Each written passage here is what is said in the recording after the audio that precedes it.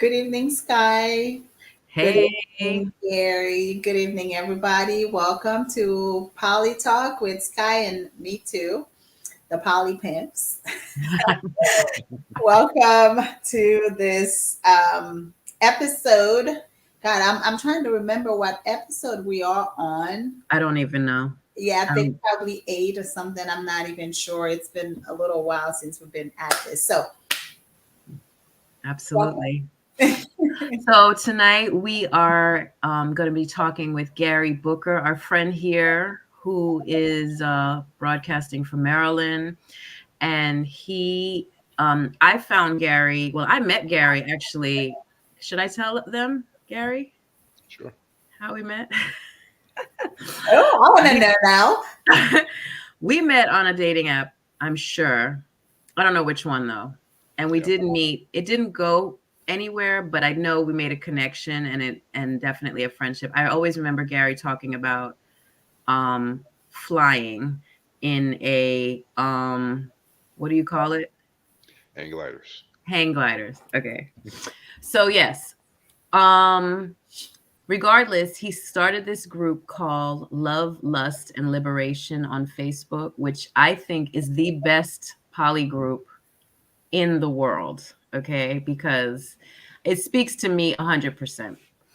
Number one, specifically the groups, and I'm not on Facebook anymore as much as I used to be, but when I do pop in, I check that group.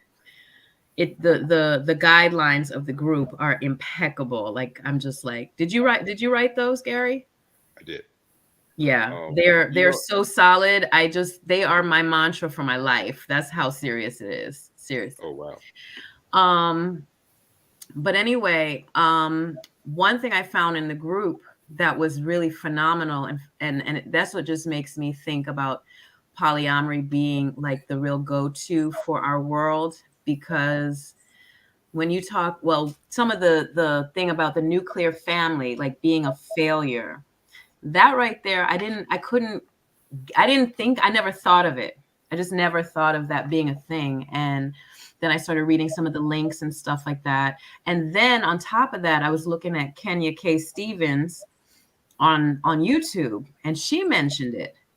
And then it all became like, okay, so this is a real thing.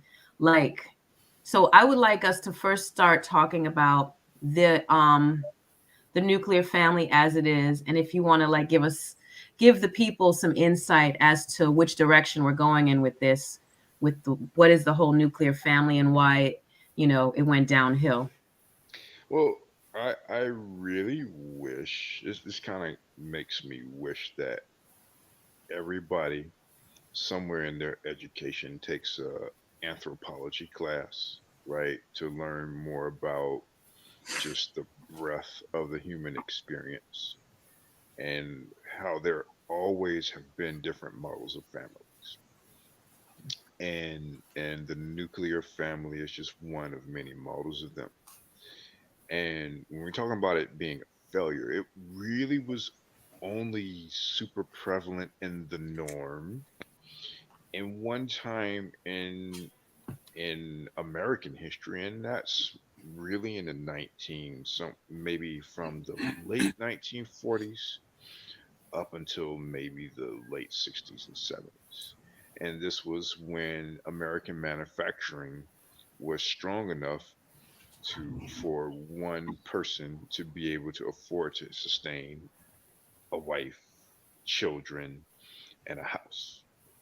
Not to mention, this is when the Cold War was in full brewing, and the United States and the Soviet Union were competing in just about everything, right? For the hearts and minds of everyone. There was a concerted effort to really carve out what it means to be American.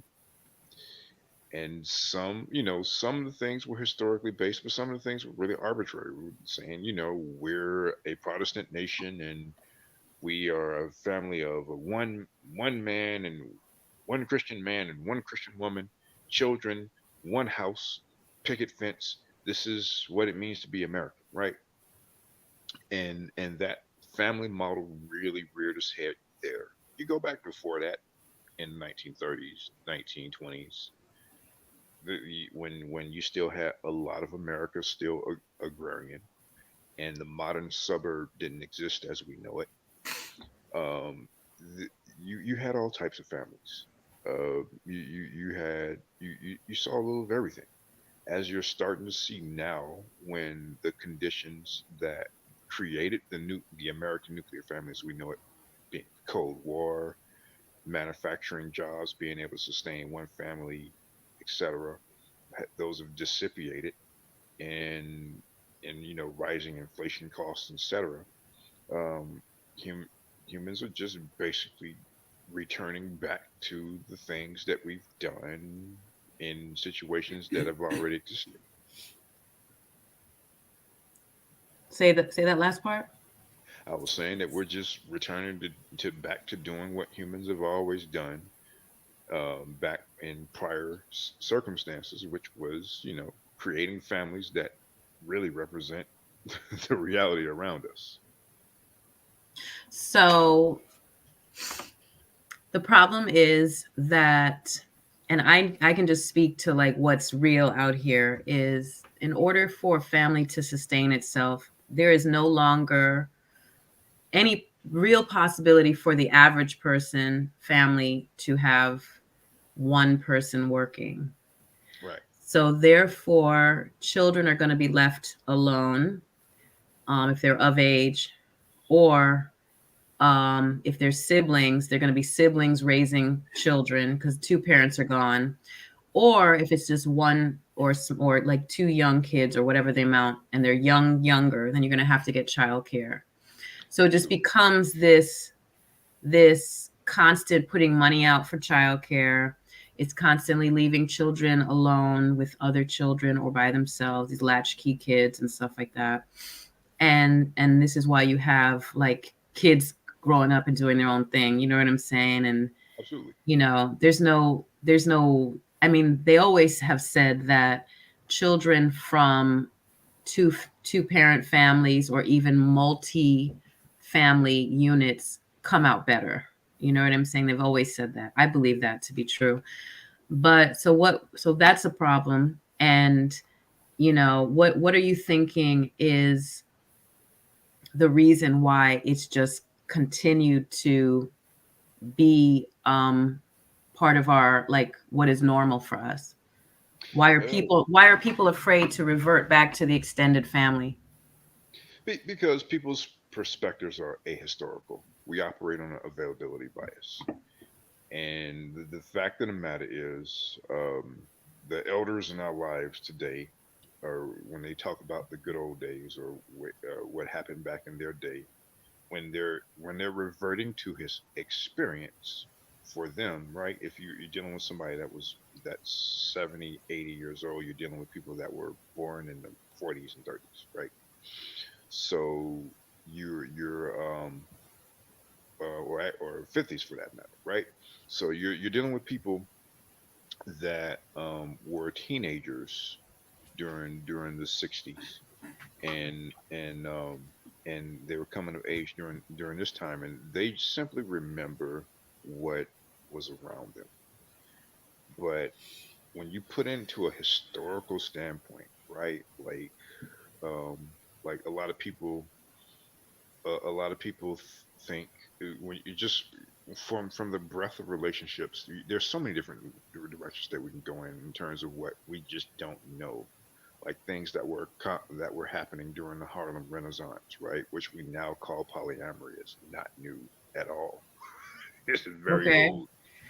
Um, and so, like, you know, there's but when you come to like, people's perspectives are just so ahistorical and pseudo historical, Hmm. that what they think is normal is really based upon things that either are romanticisms of the past, or just arbitrary things that people made up, um, to to try to criticize what things that are happening today, without really digging deeper and trying to look under the hood, see what's going on. So, Mitsu, you have anything to? Are you jumping on to and biting into this? No, I'm just gonna listen to Gary. I like listening to him. so make this, bring this back into like why polyamory becomes a thing, that like, why am I only finding out about the nuclear family being a failure to society in a polyamory group? How do you connect that? I found out how it connected, but how would you explain that? Because a lot of what we consider normal about relationships is this whole promotion. Again, this has been the result of propaganda that you should find the one Mhm. that you're going to pair with, and you're going to have one isolated household. Maybe you'll talk to your neighbors, and maybe you'll invite your neighbors over. You'll send your kids to play with them, et cetera, right? But you're this one family that's going to go it alone, and you're going to operate in isolation. You're going to be with this one person forever, and you're never going to. Uh, and this one person should fulfill all of your needs, emotionally, physically, etc., and so on. And everything is going to be happily ever after. And you're going to grow together after that, right? Um, And that's not it happening. it never happened. It never happened. I agree. Um, and Right. and just not to mention, we can go through all types of like real anecdotes as well as empirical studies on just how how people that advocate monogamy are such abysmal failures at it, and it's Mm. the norm, right? That part. Mhm. Yep. I mean, like, it's to the point where divorce courts don't care about adultery anymore. They don't. Is like, and people that are out there getting divorced, you should know, if you're going through that, don't save your money. I mean, by no means this is medical. This is legal advice. I'm not a lawyer, but I'm just letting you know from experience. The courts don't care. They don't. Hmm. Like, Right. it just they because it's so common now, which is why so many states are moving to a no fault divorce. And like, save your money. Don't go hiring the private investigators unless you just got like some real stuff that you gotta deal with, and is alimony related, etc., stuff like that. But just the courts don't care because it's so common. Like, it's Right. every other couple. It's Uh, every other couple. It's every It's couple. funny that you It's said that, every. Gary, because honestly, when I was going through my divorce, the holdup was, like in my marriage, I always had to prove my innocence or having to defend myself mhm. as a monogamous person. Well, I wasn't. I was living monogamously, but I was not monogamous. Per se. So I always had to like defend myself against the accusations. And so during the divorce proceedings, literally, we were at a standpoint. Of course, it all happened. 2020 came around as well. But um, one of the things that pretty much held it up was because the ex wanted what you call it, for me to take a lie detector test. And even though lawyers were like telling them, even in criminal proceedings, they don't even really rely on that. So this is a Right, civil right. matter. Whether something happened or not, this is not going to stand anything in court. So you might as well just save your money and do whatever you need to do to, you know, break the marriage with the least amount of money spent. But That's what. he was definitely hell bent on, you got to take a lie detector test. I mean, in the end, it didn't happen. Like, Right. because I'm like, first of all, if I did something, like, why would I give you proof? Like, the burden is on you to prove that I did something, because you're the one accusing me of things. I know I didn't do anything. So anyway, it's very interesting that you said that, because that's one thing that he also mentioned as we were in court, and the they didn't even like acknowledge the mention in the court. It's like, Right. why are we going through this? So Right. Because it's so commonplace, and not, and that's just one anecdote that we could go through.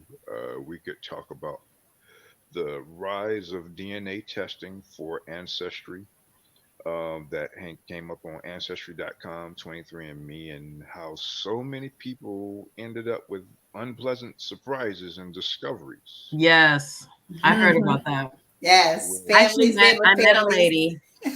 I met a lady who found out that her parents weren't her parents, or her father wasn't her father, through right, the genealogy test, and right, that she had to push her mom and find out that there was a possibility that it was this other guy from across town. And these are people in their 40s who've lived their whole life thinking one thing, so that's pretty we interesting. gotta get, we gotta get to the point where we can love our grandparents and great grandparents while acknowledging that there's some things that they probably lied to us about. Big Oh time. yeah, a A lot. lot of, a lot of things they lied to us about, because we, some of us are out here dating and boning our cousins that we never known about, because we had grandparents that had three or four families that from across town that we never knew about, right? Yeah, And it's just like, um and because the this whole idea of one person, I mean, we have to even go back even further than that, because the number one, um regular common folk getting married is also a very recent thing in human history. Mm, So it this in addition to monogamy, regular people getting married is something. The story behind that is long and winding, as many things in human history are. Um, but once upon a time, it was the privilege of noblemen and royalty, and people like that, and they often had like multiple spouses, right? mhm. And you What know, culture? take your pick. I And mean, from African perspectives or European perspectives or take your pick. both, and You'll either or find, all. right. I mean, you can go to Europe and you'll find that monogamy is actually quite recent. You can go to Africa, you can find that monogamy is actually quite recent. yeah. You could go to Asia, take your pick. I mean, literally roll the dice and see, grab a monopoly piece and land on the country and dive into the history. Hmm. Well, So, just go ahead. no, I was just gonna say, just recently I was at a tattoo parlor and we had that same conversation over there. The guys, the tattoo artists, they were just talking. I mean, they talk a lot of stuff, but that day, we were talking about family, being with family. Would you like divorce your wife if you found out she was your cousin and yada yada? Yeah. So one of them, he said he actually almost dated one of his sisters, half sisters. He didn't know, but it was just a cute girl at school. So, he decided he was gonna try and go after him. And then I guess probably by the time of family, one of the elders realized what was happening. And then they told him or something like that. Anyway, they ended up luckily not dating, but you were going to have this brother and sister dating, having sex, and maybe potentially getting married and having children because people were so dishonest back then. Even if they knew, they just hid everything from us, from you. I don't know. Like personally, I am not in the business of telling lies, especially like that's a big lie. You just don't do that because then when children are born with deformities because of um, incest and all that stuff too, people are questioning what is happening. But those same elders, they probably will still stay close mouths because they don't want to look bad in society's eyes, in family's eyes. They just will still keep quiet instead of telling the truth. So I think a lot of heartache could have been avoided if if people told the truth about stuff like that. Absolutely. Absolutely. So now we know that there's a problem with the nuclear family. What would be a good solution? What is your opinion? Because I'll tell you what I think of after you talk.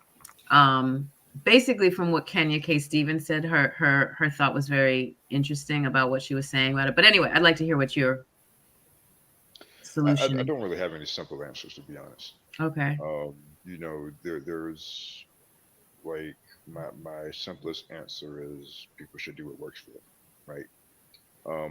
I do have a couple of things that I really think should happen. Number one, this whole idea of stigmatizing women for having more than one, for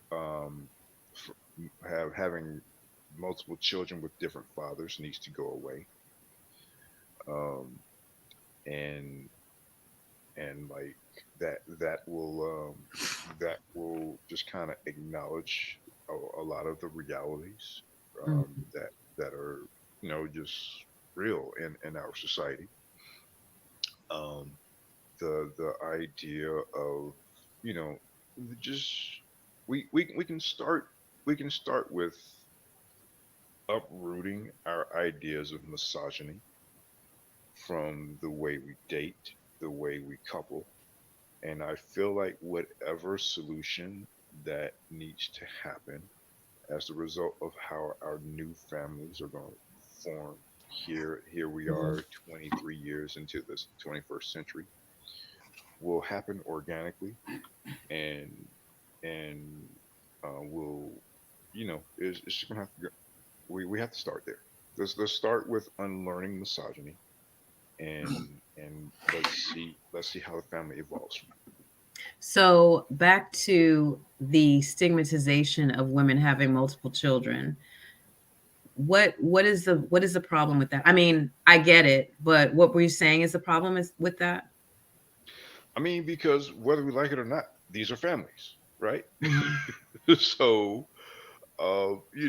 like we can, you can say what you want about Erica Badu. Like That's what I was thinking of. she's a person that when you talk about her long enough, you're bound to hit some type of controversial issue. Mhm. But one of the things that people will start talking about eventually, if you talk about Erica Badu long enough with people that know about her, is the fact that she has multiple children and each one has a different father. And a lot of the fathers are well-known people. Andre 3000,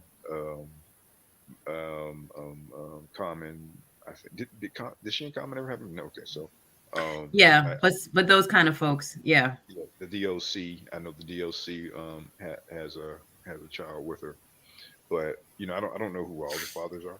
But the fact of the matter is they know each other, and from my understanding, they all have respect and good relationships with one another. And that's how it And should be. right, and so in a way that's a family model, right?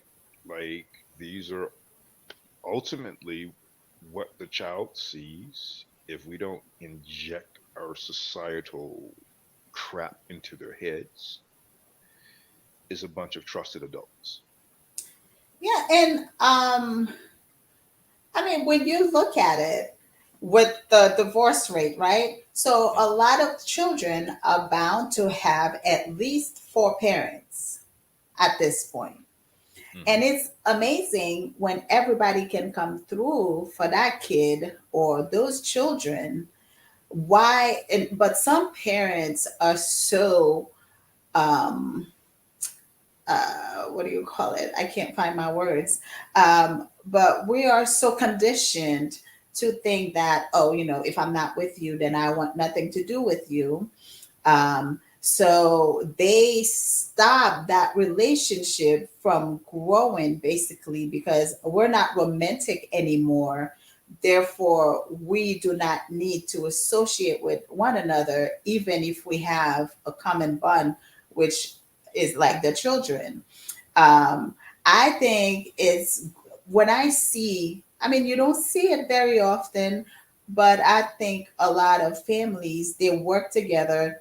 Even some of them, they go have dinner together, they go to family functions together.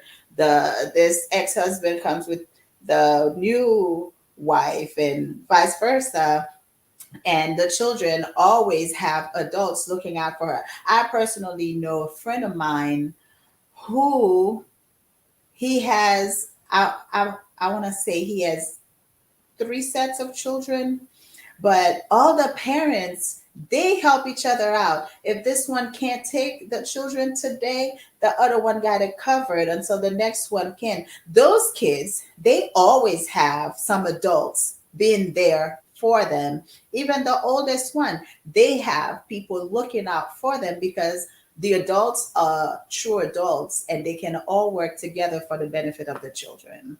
So that's a family, even though they don't consider themselves romantically involved, they're not romantically involved, but they are still a family. We are bonded, basically. Right, right.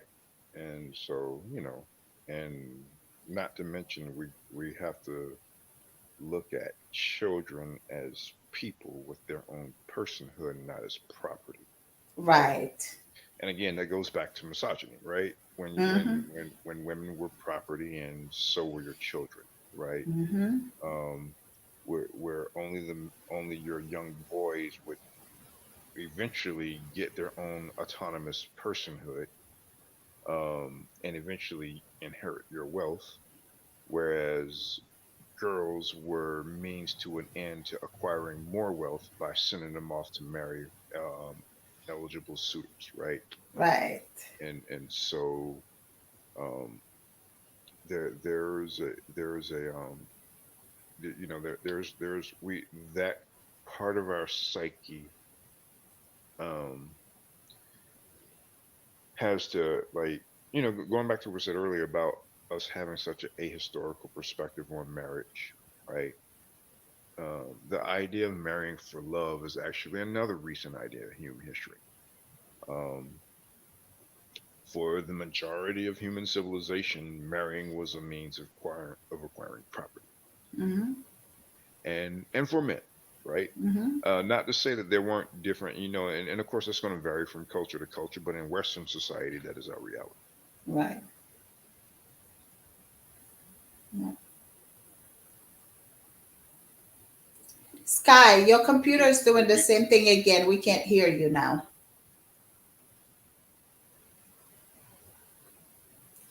So I think she's been having some issues with her computer. It gets to like half of the podcast mm, and it freezes and we can't hear her and all that. So I think she's gonna restart it and come back. But yeah, so um, yeah, I just feel like, but as a society, I feel like we are so hell bent on doing the things that don't work, even though we know this way doesn't work, but we're going to keep trying the same way because if we try it 100 times, maybe the 100th time it'll work, you know. And I really don't understand this because I mean, when you look at love, it's the same thing. We keep loving the same way, we keep entering relationships the same way, like serial dating right, daters, right? Or serial monogamous people, right? They date right, after date after date, but they want to date one person at a time, and then it doesn't work, and then they enter the next situationship the same way. And right. it's like, so I mean, they tell us if you're doing the same thing, you're always going to get the same result. Same So result, the why same. not try something different and look at it in a different way? But a lot of times too, we are not taught to analyze our situations and try to fix whatever is not working, whatever may cause the failure of whatever that we are trying to do. Right, So right. Um, so I think that's why people, they'll always look at everything: family, love, relationships, marriage, connections, anything just the same way. It's just, oh, that's just what I know, and I can't do it any differently. So Right, right. yeah, but I mean, um, I think a lot of us that are in the poly community kind of got to that point where we were tired of trying the same thing over and over, right, and decided to do something different. And it's just I I I and you're just going back to what I was saying earlier and kind of bringing back to the topic. I don't really think like I don't have specific answers. Like with poly, there's no one single way to do poly. exactly. It's gonna vary from person to person, from connections to connections. Um, there are some poly relationships that are not that different from monogamous relationships where either party doesn't see the secondary partners a whole lot. Um, whereas there are some there's the solo polys, Hmm. then there's the kitchen table poly people. It's just it varies, right? Hmm. And I'm imagining similarly, the new family, what the new family is going to have to look like. It's just going to have to vary from one person's story to another. Right. Can you hear me now? Yes, Yep, we I can hear can. you. Okay.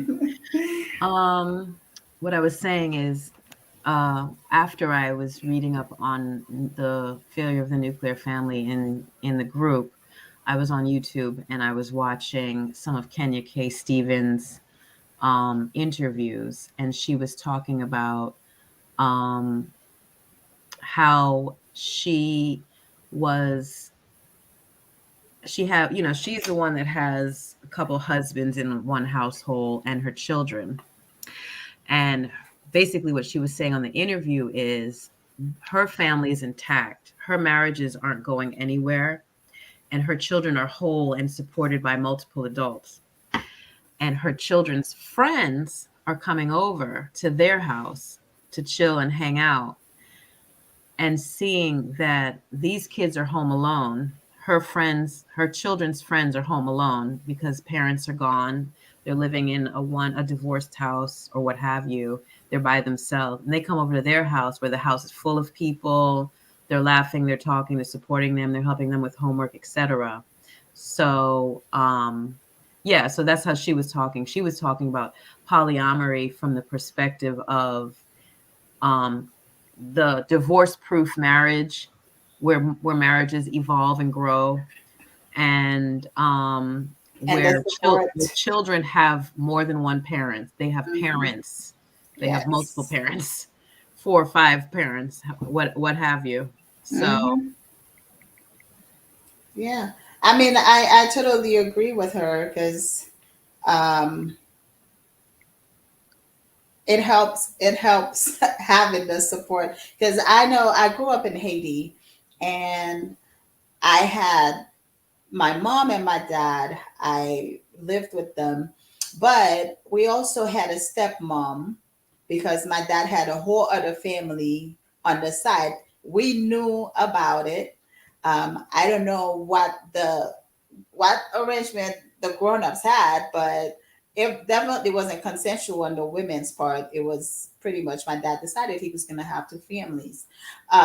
But remembering back, the women, they did get along. My mom and my stepmom, that they were not buddy buddy, but when we saw them, they were cordial, and we went from house to house. We would go spend a night or a couple of days over at her house. My brothers and sisters would come over to our house and spend a few days. Um, we had the support that on that end. I mean, they didn't live too far, but we also had other people around us to support when my mom or my dad weren't home or something, we always had somebody watching over us, whether it was the next door neighbor, the aunts, the cousins, the older people that were always there to support us children, to help us out with whatever was needed. That kind of dynamic was definitely supported in my culture. It took a village to raise everybody. Everybody knew everybody, Correct. and everybody was there. Like somebody could have an emergency and be like, all right, I'm gonna go, they're at the house, somebody is gonna go over to make sure that everybody's okay. And even as an older child, I watch other younger children. Some of them, sometimes they were just kids in the neighborhood that were brought over because that other parent needed help. So there was always support around. And this was a culture shock to me when I can hear everybody just keeps to themselves. And I'm even guilty now of doing that because, I mean, obviously I work a lot. So by the time I get home, I'm exhausted. I don't have time for, anything else, because it's just me doing it alone. So it's kind of like a vicious cycle, I guess. Even though I would love to have, I do have a village, nobody's near. If I only call them in case of emergency and somebody's got me. But also, it's not the type of connection where I can just come home and be like, oh, so and so, can you take over for me? Because I am exhausted today. Whether I'm tired or not, I still have to do homework. I still have to do certain things with my children. I don't have somebody else to cover for me. So, in that sense, I kind of miss the community Mhm. raising the kids. Absolutely. Absolutely. It becomes very difficult.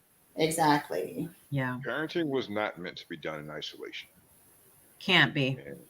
And I and never wanted to. Because, I mean, that's something that even, I don't want to say scare me, but that's not something I thought about when I was younger. Because, I feel like a lot of girls, they dream of that marriage, they dream of, having children. That was never a thing for me. I'm not saying I was against it, but I definitely wasn't thinking about it to the point where, when I had my first one of my siblings just kept saying, like, I can't believe you were mom. Like, because I never thought, I never talked about having children. So I have a lot of people around me who never even thought that I wanted children. So, because it's such a big responsibility. And that's a responsibility that I feel like you have for life as a parent. Even when your children grow older, in the back of your head, you still worry about them. There's always something, So I try to talk to young kids. It almost sounds like I'm discouraging them from having children, but I'm like, that's not what I'm trying to do. It's such a joy, but they never really tell us about the hard part of oh, parenting, right, right. And So and this injected into you, right? So hence we have a lot yes. of people having children because for no other reason than the fact that they are expected to do so. Mm-hmm. And Mhm. not because they want a child, right? Exactly. And so like what ends up happening is they become parents and then they become resentful of it. And the resentment obviously comes out in very obvious ways to outside observers, right? Mm-hmm. And and some people will criticize such people. Why did you have children if you didn't want them? And the answer is because we made them. Right. Mm-hmm. It's such I'm, pressure. What is the first question people get asked after they get married? So, when are you guys having kids? yeah, Right. there's a lot of pressure for that. I know for me, a couple of things you mentioned that I relate to my own self. Number one, I had children from multiple men, and I've never felt like the stigmatized woman because my children were made in love. Like there weren't some ratchet ghetto foolishness going on here where I didn't even have a relationship with these men. I actually had full viable living with creating children type of relationships. However, people still said things. I mean, I remember I had an uncle, I just immediately stopped talking to him immediately, like as soon as I was pregnant with my fifth child. And he was like, "You're having another one? How many children are you having?" Like he was so anti. I was like, okay, you're done, because I don't know where that's What's coming from. You had 2 kids and that was good for you, and that's where it was. I wanted more children, to be honest. Um, but it didn't happen that way, what have you. But I definitely know that my first experience with the first father was really hard for me, because he was misogynistic, and he came from a place where, once the relationship ended, he did not support me at all. And he basically came from a place where, you're the woman, this is your job, Pretty right? much. And that killed me so hardcore, because I kind of felt like, well, I didn't really want to do this, to be honest. I mean, this kind of put a whole wrench in my parade of my trajectory of what I was planning in my life. So now I'm doing it and you're gone, and I'm doing this by myself. I got a lot of resentment for that. So moving forward onto the next man, it was definitely made clear from early that I will not do this by myself. Like, you have to understand how I cannot do this parenting thing alone. This will not be a me by myself type of thing. And even when I had my fifth child, same thing with him. I was like, there's not going to be, you're not going anywhere. You're not, we have to come up with a plan, a strategy. And one thing that I really appreciated about the extension of the family, like, even though the last 2 men partners, they didn't, I won't say get along, they probably hated each other in actuality, but the children loved one another. And I remember they were all in Baltimore. I moved to Atlanta by myself. It was like the first time in my whole life I had no kids with me for 3 years. mm, Everyone was up in Baltimore, New York. And I was just here, like, bopping around Atlanta. First time in like 20 something years I hadn't had any kids with me. Loving it. Anyway, the 2 men got the kids together on their own, which was really good, so that they can be with each other, which I was really happy about, because it was like, okay, let's put all our bullshit aside and let these children be with each other, because they love each other and stuff like that. So I just thought that was, and that's basically extension of family. They kind of had to look beyond their own personal issues and get it together. So yeah, that would have been the perfect poly situation. Right. right, right, That would right. have been great. Not. Anyway, yeah. So what do you think? So you said, okay, I was getting back on solutions. So you said one of the solutions was to destigmatize mothers, Women, multiple women yes. with multiple children, multiple partners. Fathers, yeah. Right, right. And then what was after that? Because I I was I probably I jumped was, off.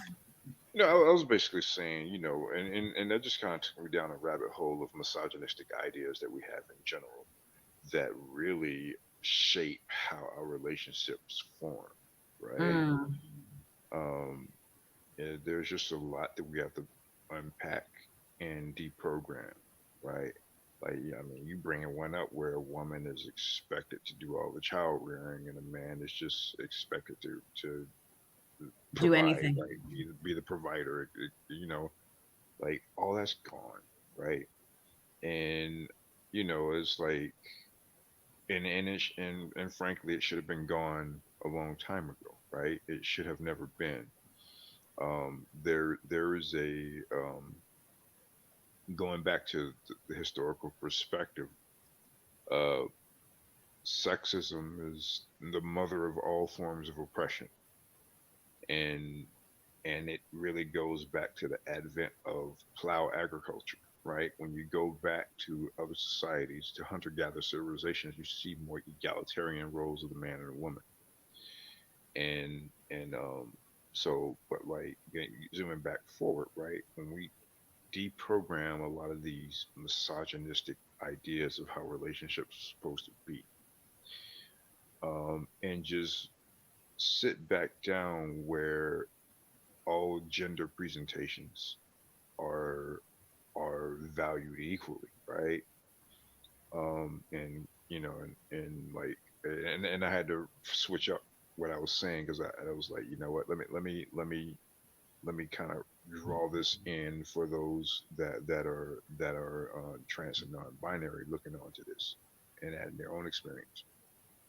Um, where we just gotta have like every where we don't assume roles on what people should do because of what their gender is, but rather who they are and how we're going to vibe with this person and eventually these people as more than one people become connected, and how things naturally need to be just happen will happen, right? Like with the fathers of your children, right? Necessity kind of needed them to get along. Mhm. um Mhm. and a lot of one of my favorite books is by Wednesday Martin. uh it's entitled Untrue, where it really just kind of talks about the sexuality of women, how everything that we understand about it is wrong, right? And like how Say the we book just again. Untrue is written by Wednesday Martin. I'd highly recommend, it's a book that I highly recommend for people to look at, Downloading it as we speak. Wow. Wow. So, um, and so like, it just really, um, when we're able to get to that point where a lot of the things are just dispelled, right? Like when I started the group, one of the reasons why I started the group is because a lot of the black poly groups that I were joining had characters from, I'm not going to call out these groups by name. Um, Call them out. Call them out. I like that. Duck. Yeah, some of them actually but like, I don't know, but maybe if it's but horrible. rather the ideologies that they cling to, that non-monogamy is strictly for men, That's right. and That's and right. that women aren't allowed to have multiple male partners, Yeah. um, where men, where there are men that encourage bisexuality of women, not because the women want that, but because for them it's a sexual accessory. Yes. Mhm. um Mhm.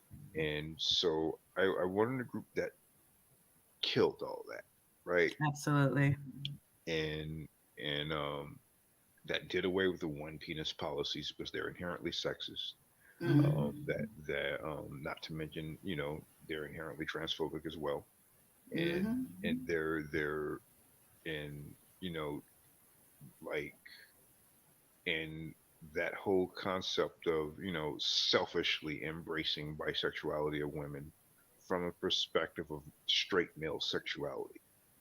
um I think we could, there are very valid arguments that kind of blame how porn has shaped the American psyche in terms of sex, that you could say could be to blame for that. Mhm. um and but there's we when we dispel all of these sexist notions, um then we start assembling and congregating the which is best suited for us, Mhm. and the children that we bear become a part of that already organically established fabric. Yep. I So, agree. there's I feel like it's a war on what I call modernity Hmm. versus traditionalism, and I keep hearing it almost every day on like YouTube and wherever. And it's always like these conversations. And I think it's kind of like the aftermath of the Kevin Samuels stuff. Right. But basically, it's coming from a place of like women have to be in their femininity, and oh, she's presenting masculine Right. and this. And I mean, it's just all these like this. Anytime I start hearing someone talking that lingo, I just assume they're misogynistic, and I just assume that they're disconnected, because as soon as if you pose an argument against it, they just immediately go into, I mean, I've had them already. They just Attack mode. But yeah. is that really an assumption or an observation? because these are inherently misogynistic ideals that were created to keep women in their place. Yes. And the thing So is, it's like, is it actually working? Does that actually work? I mean, are you asking like your parents and your mother and your grandmother, were you really happy, like living like that for real? and there's so many different rabbit holes that we can take that down because some of these men hate their mothers, Mm, and that. like so not only that, but we're in an era and we see this with the incels, the MG toes, and the manosphere. Um, the these these young men have been sold a sack of garbage by the preceding men who have refused to adapt to a changing world where women are having agency. And I think we can go down the rabbit hole so deeply, right? We're dealing with young men that have stood around, and because they've been told they're men that they don't have to do this, that, and the third, or because they were boys, they didn't have to do this, that, and the third. They didn't spend a lot of time developing themselves, or bettering themselves, or taking things to another level, and they've grown up with the assumption that being in possession of a penis was going to give them all the privilege that they needed to navigate through life. And so they suddenly find themselves dealing with women that have postgraduate degrees, that that have well developed resumes, that are exploring their own sexuality, that are that know what brings them to orgasm, and are not dependent upon a man to show them what they're supposed to like or what they're not supposed to like. They Mhm. don't have to stay stuck in a situation that's not pleasing them, Not right and there. they have they can well they we now we had Roe v. Wade overturned, very much in and that's a whole different road that we can go down. That would take an entirely separate podcast. But the idea about but any onlooker can look in the situation and tell the resentment about abortion isn't about the so-called life of an unborn child or the rights of an unborn child. Um, because if that were the case, then we'd be fighting for free child care, free lunch in schools for every children, for every Mhm. child, All of that. and a variety of different other things, right? Free prenatal care and so forth and so on, right? We're like, but the real issue was agency. The idea that a woman could say, you know what, you're not going to force me to have this child. Right. I want out, and then opt out. Hmm. And so these men are like backlashing in response to that, right? And what I find myself saying to them sometimes is, whether you like it or not, the world is changing. Yeah. You can evolve, or you can go the way of the dinosaur. Yeah. Out. You I could do that. totally agree. I totally agree. Yeah. Wow, this is So interesting. So you have a you're an educator, aren't you teaching up in Maryland? I am teaching, yes. What do you teach? I teach computer science. Okay. So I'm a technology teacher. Um, yeah, maybe you so need to teach some history and all of that anthropology, like you say. We need that class. Okay, I so actually maybe majored in anthropology. Yeah, yeah. you come across as a reader. You like to I research. try. So I yeah, like that. I read. It's and I've always been an avid reader, but I also talk to people and listen to people. Gotcha. And I think we'd come further as a society if we did more of that. And how's your poly lifestyle? So um, I have a partner. We've been dating for about 2.5 years. It's really just she and I right now. Um, and uh, not really in a rush to bring in anybody. Things are great between us. Um, it's just going back to having things happen organically, right? Um, you is like you don't have to go out and rush to find other partners for the sake of finding other partners. What Um, about your children? You have children in Maryland as well? I do. Yeah. So I have a daughter, and so it's like I really don't talk to her about it a whole lot. Um, just what I do kind of talk to her about is you know just communicating basic things to her about having her own agency, having the right to love who she chooses, and that there are different types of love, right? Like we go over the various different words for love that they have in Greek: agape, storge, pragma, um, Eros. eros, right? And we've talked about those different things, and that's that. But it's just life is good. I guess you could call my state of romantic affairs functional monogamy, right? Um, because like I said, I don't have any other partners at the moment. Okay. And I'm cool with that.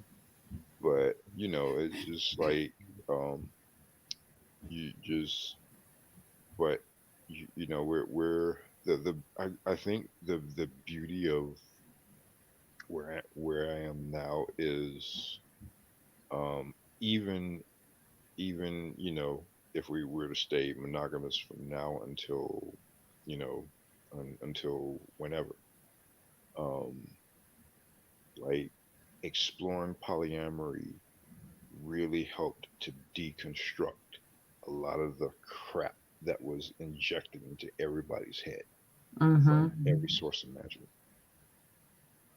Mm-hmm. It really does. It really is a paradigm switch on how you think. I really think everyone should investigate it. Everybody, everyone. Mhm. Yeah. And like you said, you don't have to have a polyamorous relationship. You don't have to have multiple loves Multiple loves, to yeah. see the world from a perspective of freedom and and and abundance. You know what I'm Absolutely. saying? So yeah, I get that. Well, this has been fascinating. Me too. You have any? Well, we want to read the comments and questions because we have not addressed any. I think that there might have been a couple of questions. I don't have my glasses, but I see. Oh, just people saying hello. Thank you, everybody, for tuning in. Um, I think that comment popped up. Let me show it. That comment popped up when we were talking about ancestry. That person said, "That's why I don't go dig for stuff that could hurt me. That could hurt me." I But do know. even if whether you know it or not, the fact of the matter remains that if that person is your family, it's your family. So it Right. doesn't change the fact. So, I actually can dispute that. I don't where did Gary go? Um I don't think your family is your family. I think your relatives are your relatives. no, as far as like the Genetic relation. the genetic Right. relationship. No, That's what I mean. I call those relatives. I don't call that family. Well, yeah, Family is the people who you actually love. You know what I'm true, saying? true. They don't even Yeah, have to be related. So, exactly. Thank you for but that's my correcting take that. on it. No, I agree with that. But I guess for the general term that people are used to, that's why I used it. But I totally agree with your because I have so many people in my life. Some of my clients are my family. A lot of my friends are my family. They're the ones that go to war for me. They're the ones that are there for me. If I call them for whatever it is, they're gonna drop whatever they're doing to come to my aid. And where, but I could have family that don't do that kind of stuff for me. So, or vice versa, because there are some people in my family that I probably would not just drop everything for them either. So it Oh, depends on the totally. kind of relationship that we have. Um, so, oh, Spellman said Kevin Bacon, the actor, married his distant cousin. I'm sure a lot of people would find out. Right. um, yeah. Oh, back in Haiti, they used to have people, Kevin says, back in Haiti, they used to have people tested before getting married. I remember that practice back home. I don't know if that's something that they still do, but I remember when people were getting married, they would have them do some kind of testing, I guess maybe to see if they were related. Oh, wow. Mm-hmm.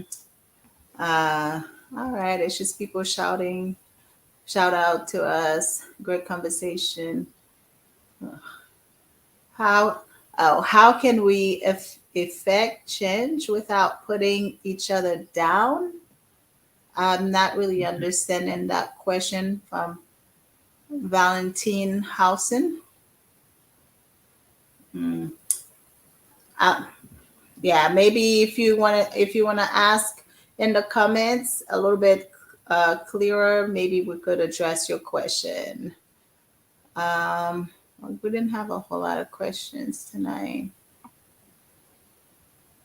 True. So about family not necessarily being blood. Yes. Thank you, William. Okay. Yeah, I think that's it. We didn't really have a whole lot of questions tonight. So, well, thank you, Gary, for coming on. Hopefully, this is not going to be the last time because I definitely enjoyed. How do I get rid of this thing? Sorry. Um, I'm so sorry. I'm trying to get rid of this because it's kind of distracting me. Okay. Um, I enjoyed the conversation with you, and I think Sky had invited me to the group, and I think I joined. I want to make sure. I'm going to double check in a little bit that I am part of the group because it sounds like there are some amazing conversations on there. So thank you for coming on board tonight to speak with us. We have our little audience, and they usually ask a lot of questions. We try to be here every Wednesday, but I think we may have to scale back to every other Wednesday. What do you think, Sky? Because it's a That's lot, because we're both working mothers, entrepreneurs, and we have a whole lot going on. So we're trying to balance life. We did give um, a few weeks of just straight every week.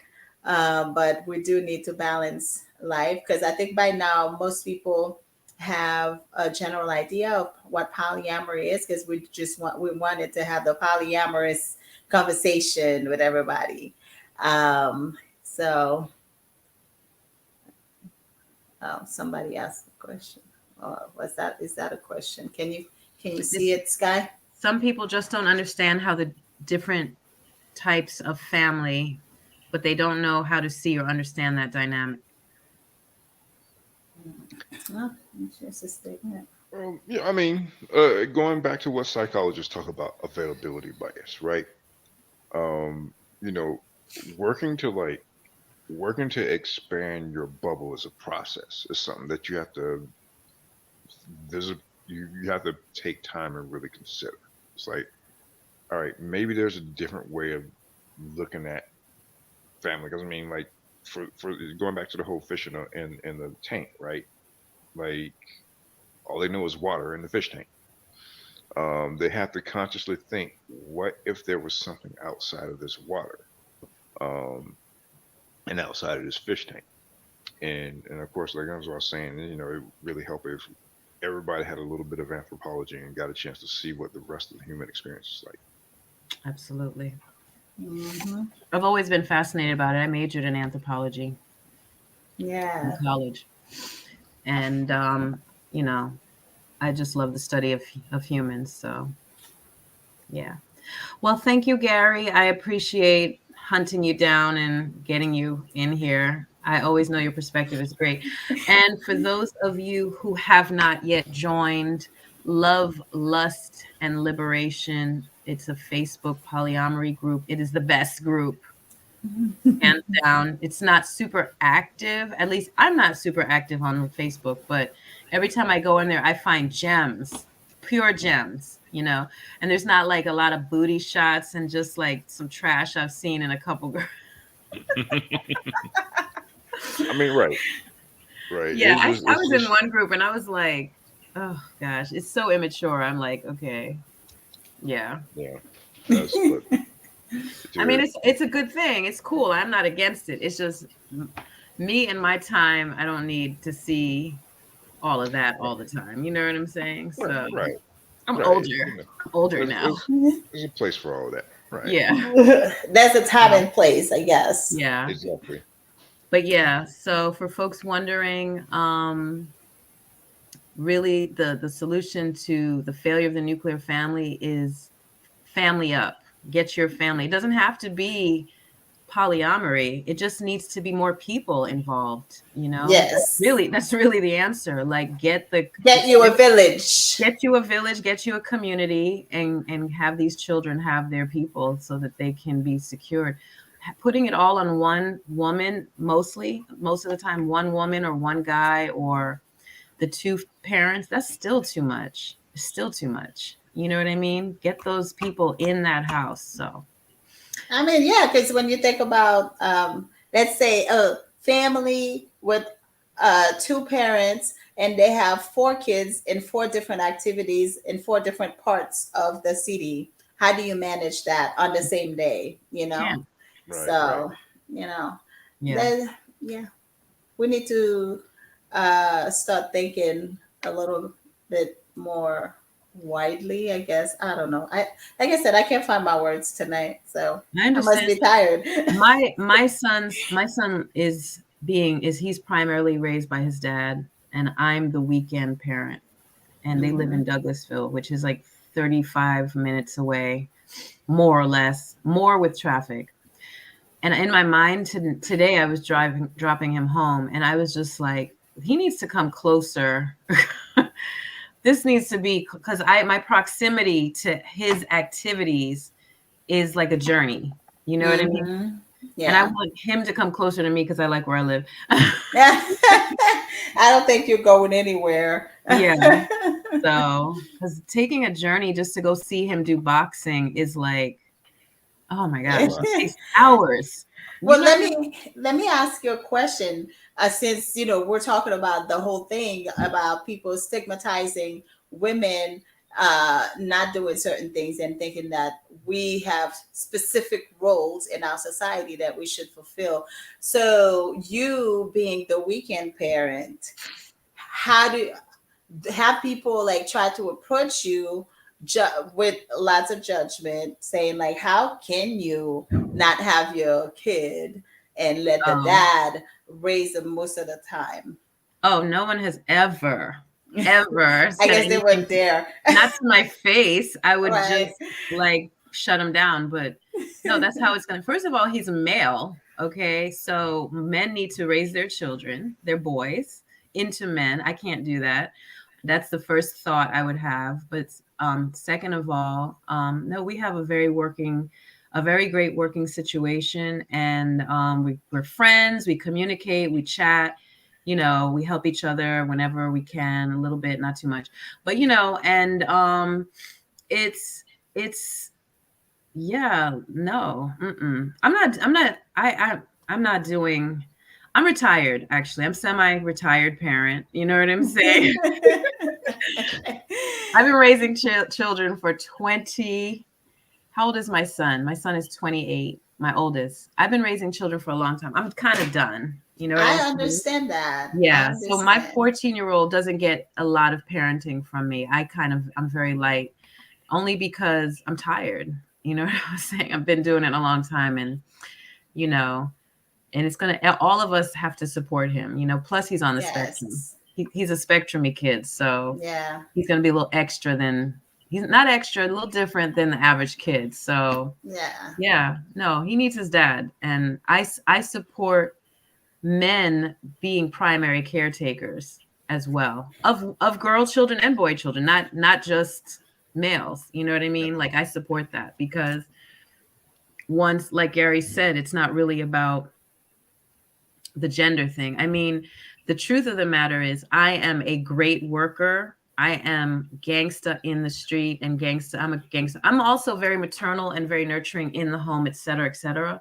But I'm better at making money and the masculine role. I'm better at that. And that's just where it is. I don't want to be better at it, but that's just the reality. So I mean, definitely. And like you say, he's a boy, and I think there's so much more that dad can teach him. Now, I have two boys, and when they ask me certain questions pertaining to their bodies, I answer based on what I hear my men friends say, and I answer based on what I read and things like that. But I don't have the experience of living in a man body, so there are certain things I'm only gonna be able to tell them from just a book point of view, really, but not from experience. mhm. So